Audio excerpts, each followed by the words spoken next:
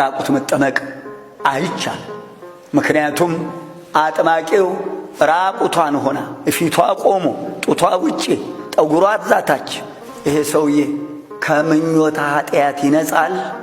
በዓይኑ አይቶ የተመኛትን አመነዘረባት ነው የሚለው ማቴዎስ 5 ቁጥር 27 28። ስለዚህ በዚህ ምክንያት ራቁት መጠመቅ አይቻልም። ወንዱም ሱሪታ ማነው ፓንቱን ታጥቆ፣ ሴቶቹ ሁለቱን ነው መታጠቅ ያለባቸው።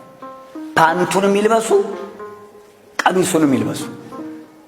የነቱ ዮርዳኖስ ሄጄ ያየሁት ነገር ቢኖር ምንድነው ሙሉ እስከዚህ ድረስ እጅግም ታይ ድረስ ቀሚስ ሁሉ የሚገባ ወንዱም ሴቱም ዮርዳኖስ የሚገባ ራቁት አይገባም። ቆመው ይጠብቃሉ አይሁዶቹ።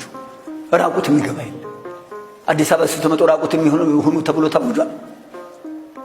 ራቁት ጥምቀት የለም። ምክንያቱም ጌታችን ለብሶ ነው የተጠመቀው።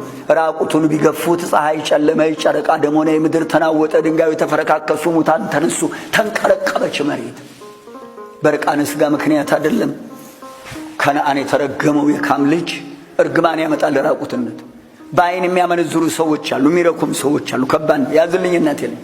ኩፋሌ 5:5 እግዚአብሔር ከእንስሳ ከአራዊት ከዚህ ዓለም ፍጥረት ለይቶ ለአዳም ልብስን ሰጠው፣ የሰው ልጅ ኀፍረቱን እንዳይገልጽ በሰማይ ጽላት ተጻፈ። እንበባችሁ ታውቃላችሁ። ኩፋሌ 5:5 ኩፋሌ 8:16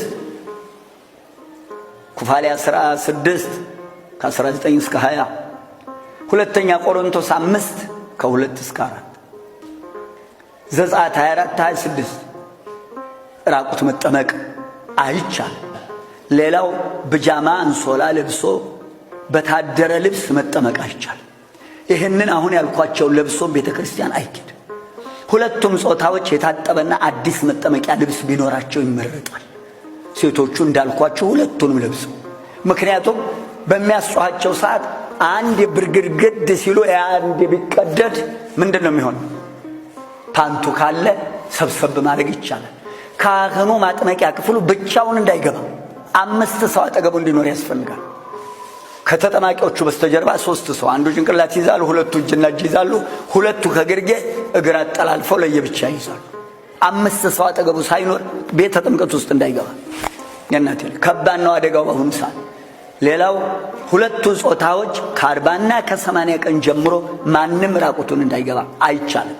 አላጠመኩም እስካሁን፣ በኋላ እናገረዋለሁ። ሁለቱም መሸፈን አለባቸው፣ ወንዱም ሴቱ።